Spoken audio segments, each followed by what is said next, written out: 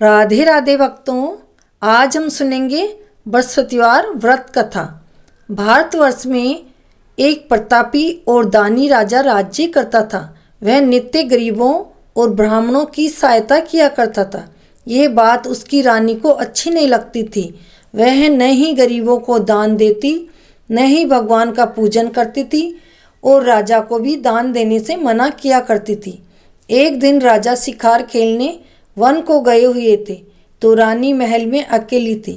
उसी समय बृहस्पति देव साधु के वेश में राजा के महल में भिक्षा के लिए गए और राजा रानी से भिक्षा मांगी तो रानी ने भिक्षा देने से इनकार कर दिया और कहा, हे साधु महाराज, मैं तो इस दान पुण्य से तंग आ गई हूँ।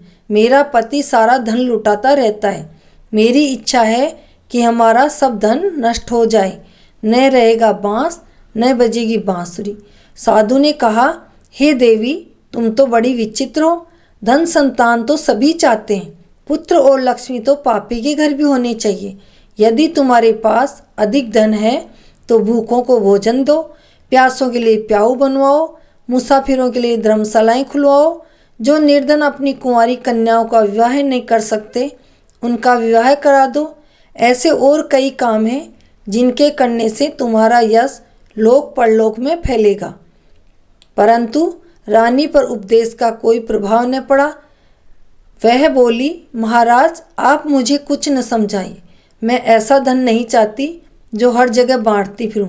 साधु ने उत्तर दिया, यदि तुम्हारी ऐसी इच्छा है तो तथास्तु। तुम ऐसा करना कि बृहस्पतिवार को घर लीप पर पीली मिट्टी से अपना सिर धोकर स्नान करना, भट्टी चढ़ाकर कपड़े धोना। ऐसा करने से आपका सारा धन नष्ट हो जाएगा। इतना कहकर वह साधु महाराज वहाँ से आलोप हो गए। साधु के अनुसार कई बातों को पूरा करते हुए रानी को केवल 3 बृहस्पतिवार ही बीते थे कि उनकी समस्त धन संपत्ति नष्ट हो गई। भोजन के लिए राजा का परिवार तरसने लगा। तब एक दिन राजा ने रानी से कहा, हे रानी, तुम यहीं पे रहो, मैं दूसरे देश को जाता हूँ, क्योंकि यहाँ पर सभी लोग मुझे जानते हैं, इसलिए मैं कोई कार्य नहीं कर सकता। ऐसा कहकर राजा परदेश चला गया। वहाँ वह जंगल से लकड़ी काट कर लाता और शहर में बेचता। इस तरह वह अपना जीवन व्यतीत करने लगा। इधर राजा के परदेश जाते ही रानी और दासी दुखी रहने लगे। एक बार जब रानी और दासी को 7 दिन तक भोजन बिना रहना पड़ा, तब रानी ने अपनी दासी से कहा, हे दासी, पास ही के नगर में मेरी बहन रहती है। वह बड़ी धनवान है। तू उसके पास जा और कुछ ले आ ताकि थोड़े समय के लिए कुछ गुजर बसर हो सके। दासी रानी की बहन के पास गई। उस दिन गुरुवार था और रानी की बहन उस समय बृहस्पतिवार की कथा सुन रही थी। दासी ने रानी की बहन को अपनी रानी का संदेश दिया, लेकिन रानी की बड़ी बहन ने कोई उत्तर नहीं दिया। जब दासी को रानी की बहन से कोई उत्तर नहीं मिला तो वह बहुत दुखी हुई और उसको बहुत क्रोध भी आया। दासी ने वापस आकर रानी को सारी बात बता दी। सुनकर रानी ने अपने भाग्य को कोसा।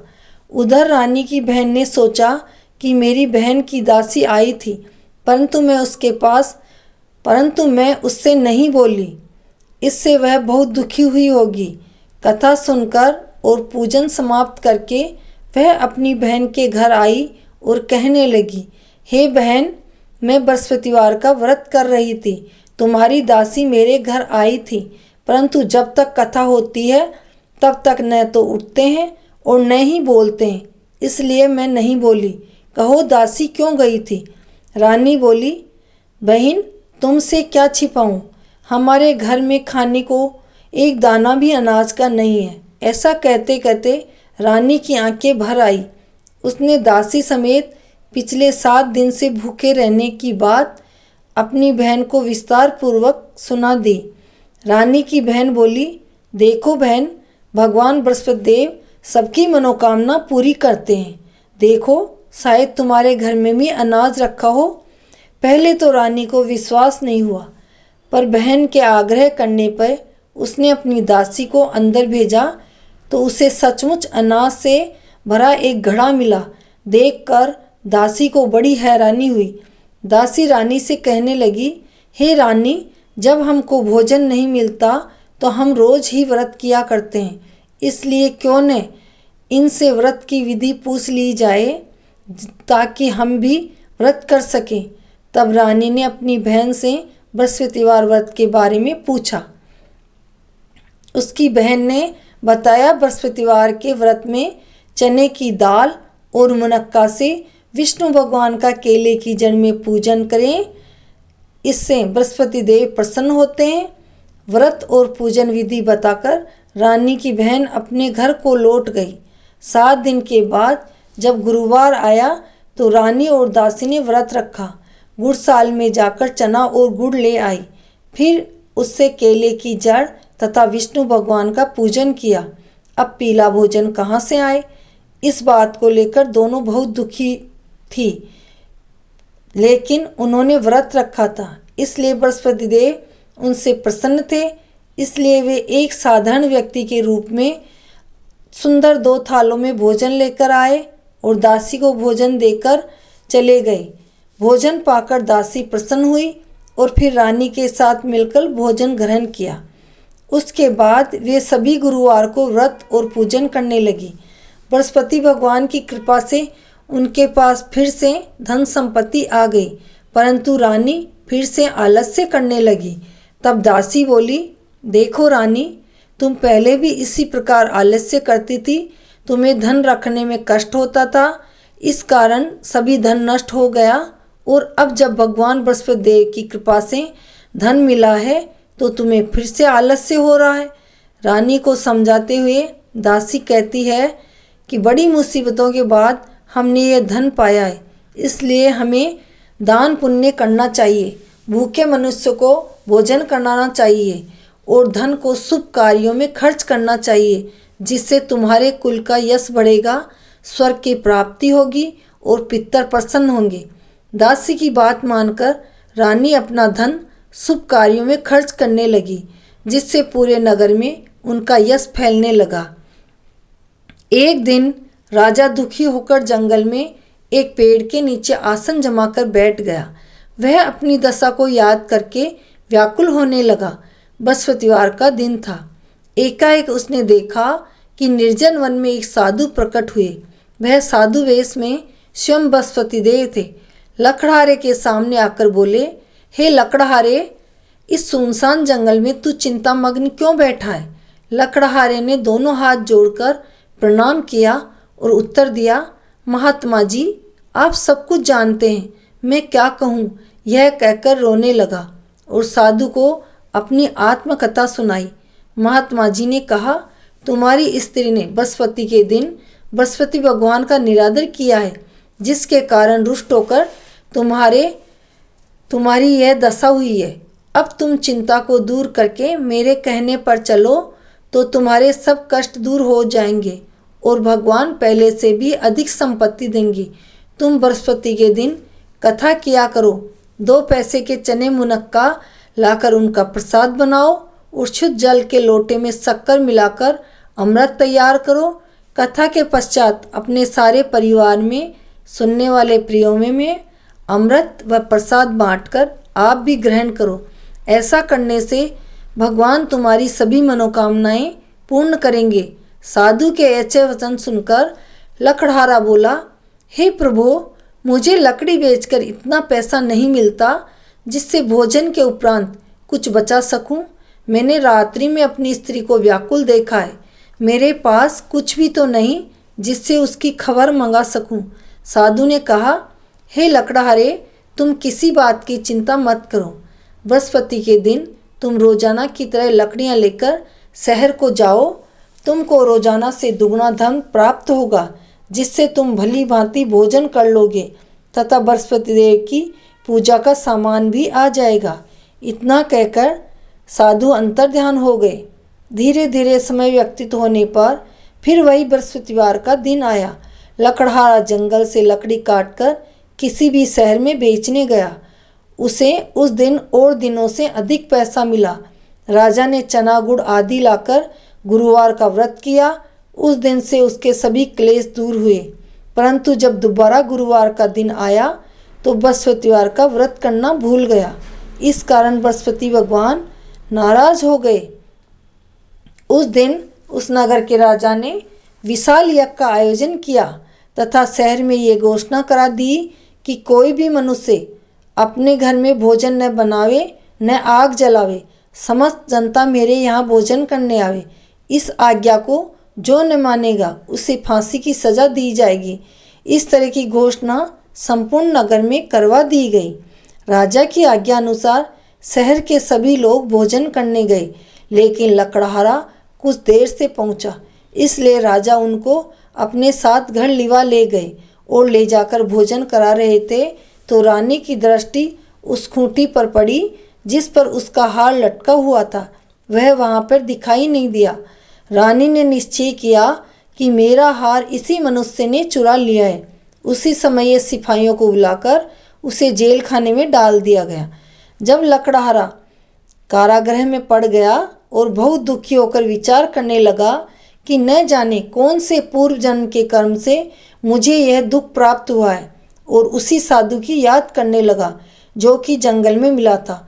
उसी समय तत्काल बृहस्पतिदेव साधु के रूप में प्रकट हुए और उसकी दशा को देखकर कहने लगे, अरे मूर्ख, तूने बृहस्पतिदेव की कथा नहीं करी, इस कारण तुझे दुख प्राप्त हुआ है। अब चिंता मत कर। बृहस्पतिवार के दिन कारागार के दरवाजे पर 4 पैसे पड़े मिलेंगे, उनसे तू बृहस्पतिदेव की पूजा करना, तेरे सभी कष्ट दूर हो जाएंगे। बृहस्पति के दिन उसे 4 पैसे मिले। लकड़हारे ने कथा कही।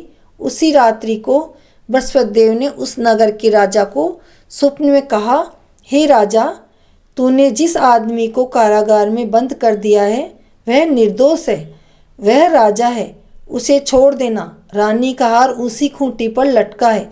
अगर तू ऐसा नहीं करेगा तो मैं तेरे राज्य को नष्ट कर दूंगा। इस तरह रात्रि के स्वप्न को देखकर राजा प्रातःकाल उठा और खूंटी पर हार देखकर लकड़हारे को बुलाकर क्षमा मांगी तथा लकड़हारे के योग्य सुंदर वस्त्र आभूषण देकर विदा किया। बृहस्पतिदेव की आज्ञा अनुसार लकड़हारा अपने नगर को चल दिया। राजा जब अपने नगर के निकट पहुंचा तो उसे बड़ा आश्चर्य हुआ। नगर में पहले से अधिक बाग, तालाब, कुएं तथा बहुत सी धर्मशालाएं, मंदिर आदि बन गए हैं। राजा ने पूछा, ये किसका बाग और धर्मशाला है? तब नगर के सभी लोग कहने लगे, यह सब रानी और बांदी के हैं। तो राजा को आश्चर्य भी हुआ और गुस्सा भी आया।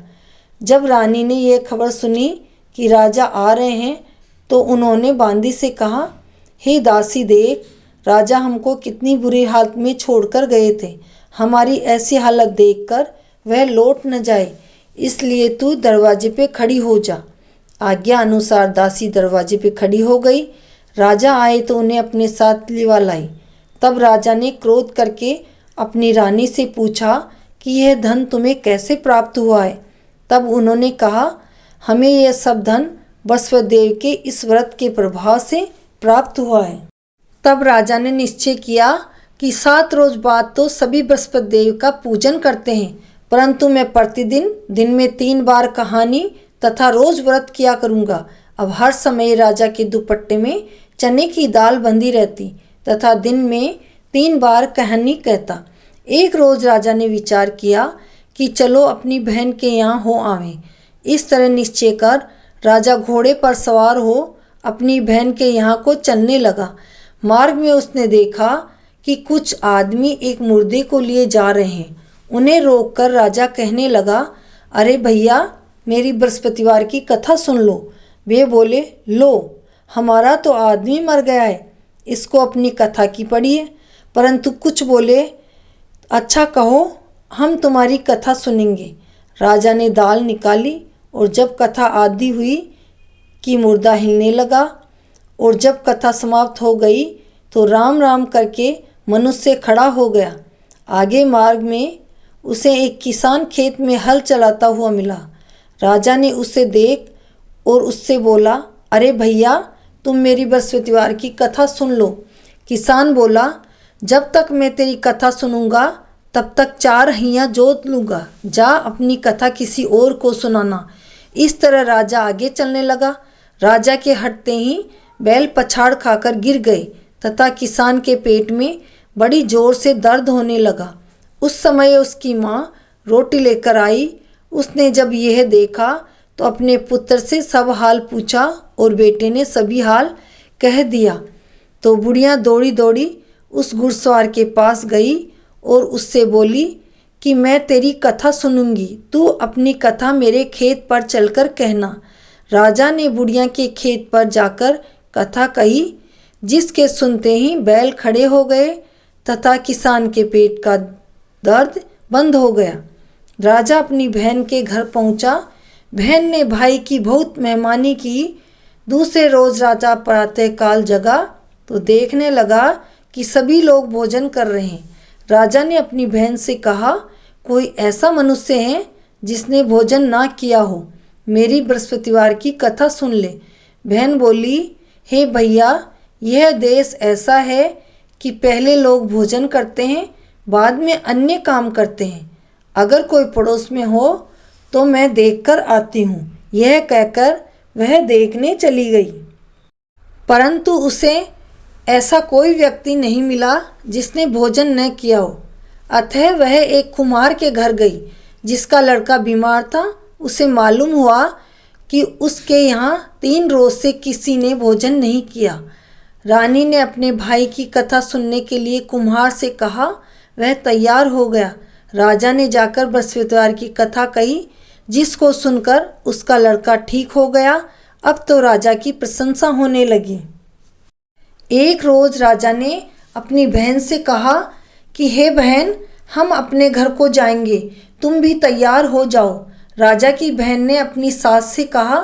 सास ने कहा, हाँ चली जा, परंतु अपने लड़कों को मत ले जाना, क्योंकि तेरे भाई की कोई औलाद नहीं है। बहन ने अपने भैया से कहा, हे भैया, मैं तो चलूँगी पर कोई बालक नहीं जाएगा। राजा बोला, जब कोई बालक नहीं चलेगा तब तुम क्या करोगी? बड़े दुखी मन से राजा अपने नगर को लौट आए। राजा ने अपनी रानी से कहा, हम निर्वंशी राजा है, हमारा मुंह देखने का धर्म नहीं है, कुछ भोजन आदि नहीं किया। रानी बोली, हे प्रभु, बृहस्पति देव ने हमें सब कुछ दिया है, वह हमें औलाद अवश्य देंगे। उसी रात को बृहस्पति देव ने राजा से स्वप्न में कहा, हे राजा, उठ, सभी सोच को त्याग दे, तेरी रानी गर्भ से है। राजा को यह बात सुनकर बड़ी खुशी हुई। 9वें महीने में ही उसकी रानी के एक सुंदर पुत्र पैदा हुआ। तब राजा बोला, हे रानी, स्त्री बिना भोजन के रह सकती है, बिना कहे नहीं रह सकती। जब मेरी बहन आए तो उससे कुछ मत कहना। रानी ने सुनकर हाँ कर दी। जब राजा की बहन ने शुभ समाचार सुना तो वह बहुत खुश हुई तथा बधाई लेकर अपने भाई के यहाँ आई। तभी रानी ने कहा, घोड़ा चढ़कर तो नहीं आई, गधा चढ़कर आई। राजा की बहन बोली, हे भाभी, मैं इस प्रकार न कहती तो तुम्हें औलाद कैसे मिलती? बृहस्पति देव ऐसे ही हैं, जैसी जिसके मन में मनोकामनाएं होती है सभी को पूर्ण करते हैं। जो सद्भावना पूर्वक बृहस्पतिवार का व्रत करता है एवं कथा पढ़ता है अथवा सुनता है, दूसरों को सुनाता है, बृहस्पति देव उनकी सभी मनोकामनाएं पूर्ण करते हैं। भगवान बृहस्पति देव उनकी सदैव रक्षा करते हैं।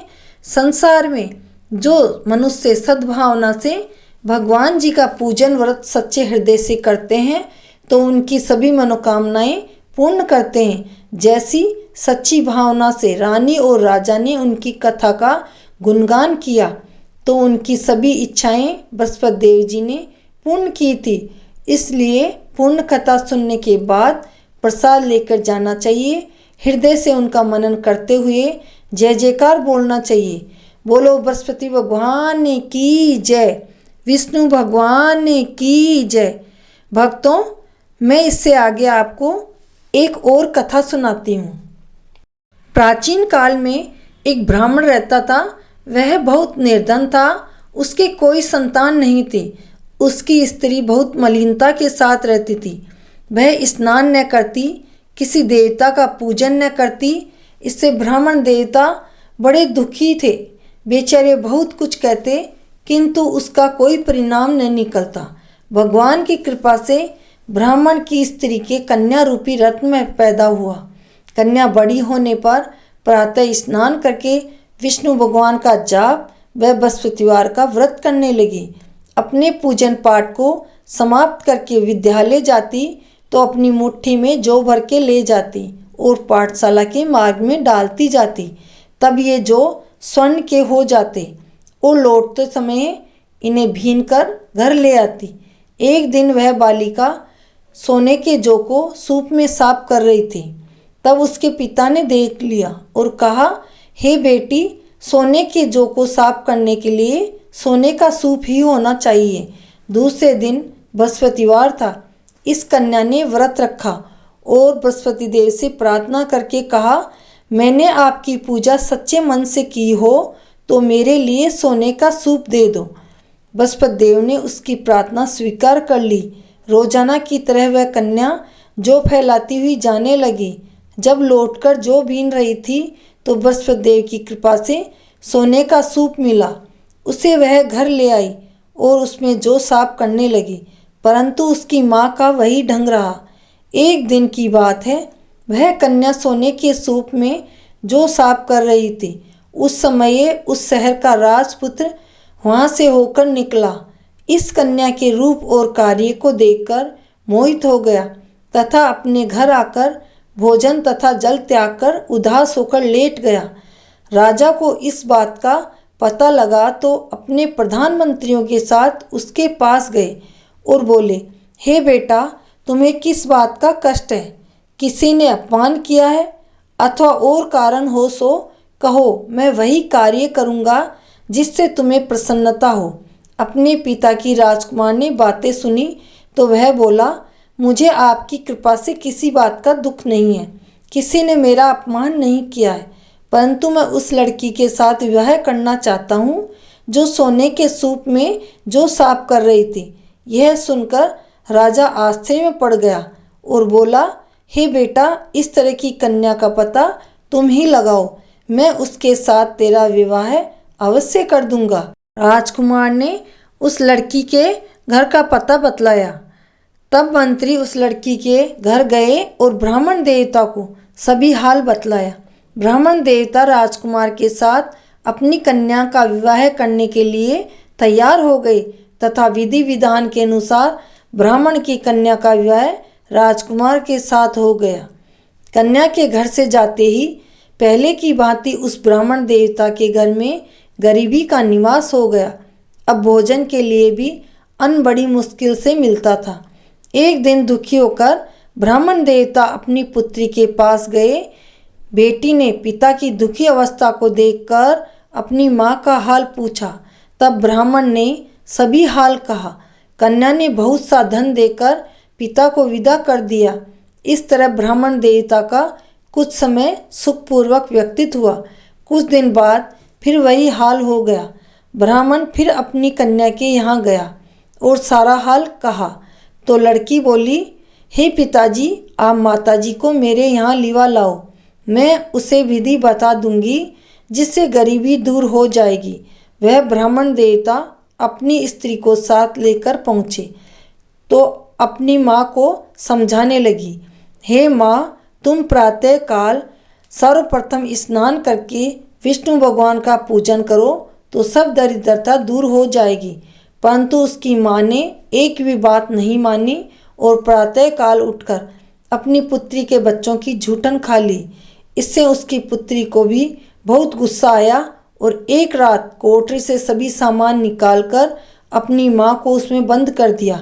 प्रातःकाल उसे निकालकर स्नान कराकर पाठ करवाया तो उसकी माँ की बुद्धि ठीक हो गई और फिर प्रत्येक बृहस्पतिवार को व्रत रखने लगी।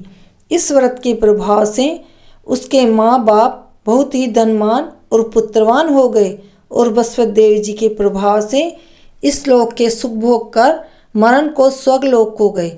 सब बोलो बृहस्पति भगवान ने की जय, विष्णु भगवान ने की जय। अब भक्तों, बृहस्पति देव की आरती करते हैं। ओम जय बृहस्पति देवा, स्वामी जय बृहस्पति देवा। छिने छिने भोग लगाऊं, छिने छिने भोग लगाऊं, कदली फल मेवा। ओम जय बृहस्पति देवा, तुम्हें पूर्ण परमात्मा, तुम्हें अंतर्यामी, स्वामी तुम्हें अंतर्यामी। जगत पिता जगदीश्वर, तुम सबके स्वामी। ओम जय बृहस्पति देवा, चरणामृत निज निर्मल, सब पातक हरता, स्वामी सब पातक हरता। सकल मनोरथ दायक, सकल मनोरथ दायक, कृपा करो भरता। ओम जय बृहस्पति देवा, तन मन धन अर्पण कर, जो जन शरण पड़े प्रभु, जो जन शरण पड़े। प्रभु पर कट तब हो करे, प्रभु पर कट तब हो करे, आकर द्वार खड़े। ओम जय बृहस्पति देवा, तुम्हें पूर्ण परमात्मा, तुम्हें अंतर्यामी, ओ स्वामी तुम्हें अंतर्यामी। पार ब्रह्म परमेश्वर, पार ब्रह्म परमेश्वर, तुम सबके स्वामी। ओम जय बृहस्पति देवा, चरणामृत निज निर्मल, सब पातक हरता, प्रभु सब पातक हरता। सकल मनोरथ दायक, सकल मनोरथ दायक, कृपा करो भरता। ओम जय बृहस्पति देवा, तन मन धन अर्पण कर, जो जन शरण पड़े प्रभु, जो जन शरण पड़े। प्रभु पर कट तब हो करे, आकर द्वार खड़े। ओम जय बृहस्पति देवा, दीन दयाल दयानिधि, भक्तन हितकारी, ओ स्वामी भक्तन हितकारी। पाप दोष सब हरता, पाप दोष सब हरता, भव बंधन हारी। ओम जय बृहस्पति देवा, सकल मनोरथ दायक, सब संचय तारो, स्वामी सब संचय तारो। विषय विकार मिटाओ, विषय विकार मिटाओ, संतन सुखकारी। ओम जय बृहस्पति देवा, जो कोई आरती तेरी प्रेम सहित गावे, प्रभु प्रेम सहित गावे। ज्येष्ठानंद बंद सो सो, निश्चय फल पावे। ओम जय बृहस्पति देवा। सब बोलो बृहस्पति भगवान की जय, विष्णु भगवान की जय।